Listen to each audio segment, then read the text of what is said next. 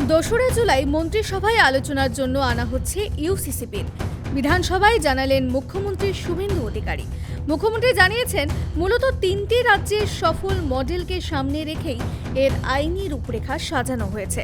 Uttarakhand UCC act 2024, Assam UCC bill 2026, Gujarat UCC bill 2026। Uniform civil bill আনতে চলেছি, যেখানে এই রাজ্যে একটা আইন চলবে, ধর্মের ভিত্তিতে দুটো বিল চলবে না। সোমবার বিধানসভায় গুরুত্বপূর্ণ এই বিল পেশ হওয়ার কথা থাকলেও তা হয়নি। অভিন্ন দেওয়ানি বিধি বিলের বিভিন্ন ধারা নিয়ে আরও বিশদে আলোচনার প্রয়োজন বলেই মনে করা হচ্ছে। আর সেই কারণেই অভিন্ন দেওয়ানি বিধি বিলের সব দিকে খুঁটিয়ে দেখতেই উচ্চ পর্যায়ের একটি কমিটি তৈরি করা হচ্ছে বলেই জানা গিয়েছে। সূত্রের খবর, এই কমিটির শীর্ষে থাকতে পারেন সুপ্রিম কোর্টের প্রাক্তন বিচারপতি রঞ্জনা দেশাই। সদস্য সচিব পদে থাকবেন প্রশাসন দফতরের একজন অতিরিক্ত সচিব।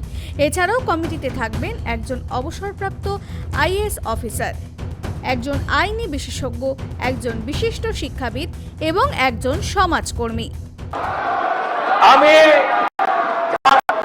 উত্তরাখণ্ড, গুজরাটকে ফলো করে একটি কমিটি গঠন প্রস্তাব আকারে আমরা করেছি।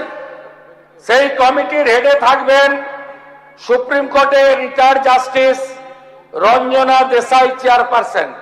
Conduct a comprehensive study of the various personal family laws prevailing in the state, including provisions related to marriage, divorce, maintenance, succession, adoption and live-in relationship.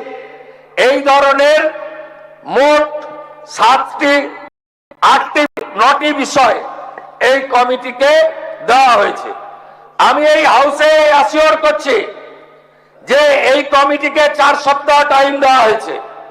ক্রান্তির mass August মাসে এই কমিটির সুপারিশ গ্রহণ করে আমরা ইউনিফর্ম সিভিল কোড বিল আনব এবং এই বিল পশ্চিমবঙ্গে কার্যকর হবে।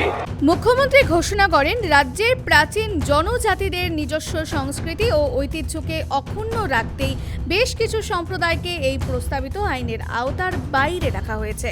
মূলত আদিবাসী, কুর্মী এবং মূলবাসী সম্প্রদায়ের মানুষ এই অভিন্ন দেওয়ানি বিধির পরিধির বাইরে থাকবেন। ক্যামেরায় বরুণ ভান্ডারীর সঙ্গে দেবযানী সরকারের রিপোর্ট, কেটিভি বাংলা।